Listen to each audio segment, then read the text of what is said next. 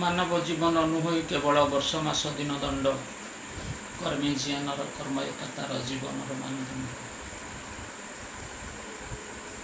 गायक चिन्मय बलभद्र पंडा आम मान छाड़ी ए संसार चली जाइछन्ति। गौरीमंडल संपादक हिसाब से मुझे अत्यंत शोकाकुल भाव प्रकाश करुच्ची जे मो गौरीमंडल मुंड छिंडीगला। सभापति हिसाब से जड़े वरिष्ठ गायक हिसाब से जड़े स्नेही लोक थिले। भागवत जुगर अवसान है।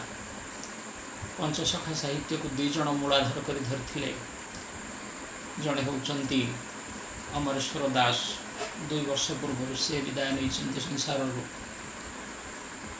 तांकरी धर्म भाई जे जगन्नाथ दासंकर भागवत को पुरपल्ली पाला माध्यम परिवेषण करी गायक चिन्मय उपाधि भूषित होते से महोदयंकर अंत घटी।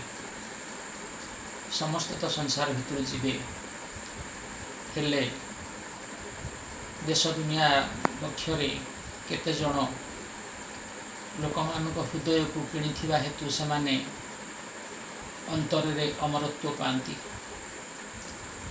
पंडा महोदय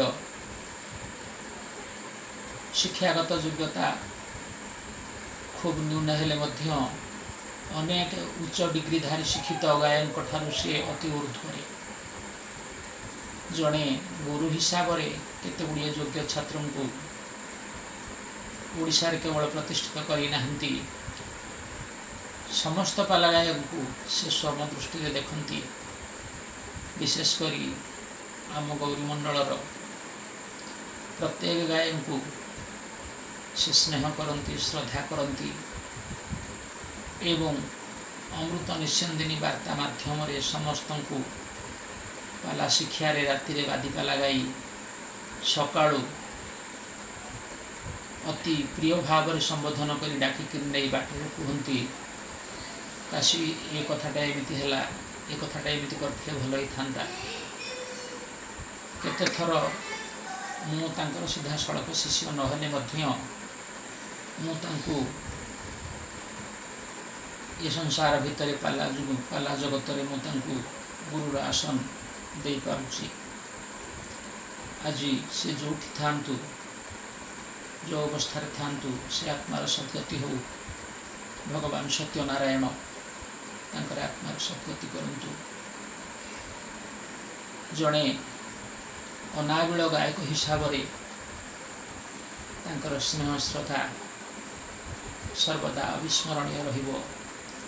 गौरीमंडल एमती जन सुदक्ष गायक को पाइब नाही। पालार दिग्दर्शक एवं पालार मोड़ को बदलैवा गायक होउचंती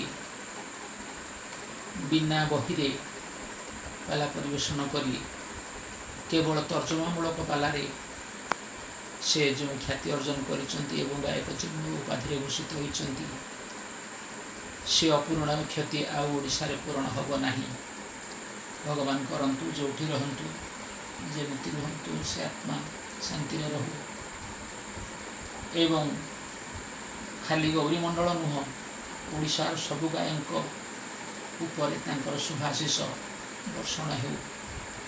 आज तांकर अंतिम समस्त को शोकाकुल करछि। शेष थर पाई मुझे आत्मार सत्कृति कामना करी से आत्मा को शतबार विनम्र प्रणाम जनाऊँची। से आत्मा सद्गति पाऊ वैकुंठ स्थान पाऊ। सत्यनारायण आत्मा को सद्गति दियंतु।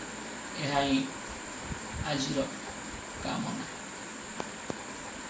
नमस्कार जनाऊँची से आत्मा को।